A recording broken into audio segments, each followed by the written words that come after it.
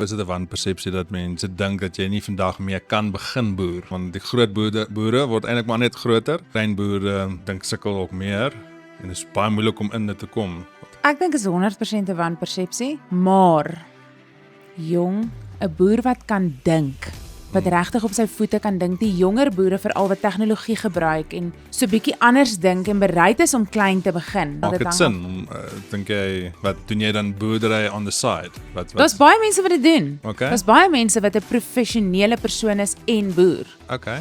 Dis dalk 'n goeie manier om te begin as dit die enigste manier is hoe jy kan begin. Ek dink daar's mense wat dit reg kry, so dit sal great wees om met hulle te gesels en te hoor hoe. Asseblief, lewer kommentaar hieronder, los 'n boodskap sodat ons kan Weet of al klein boere daar buite is.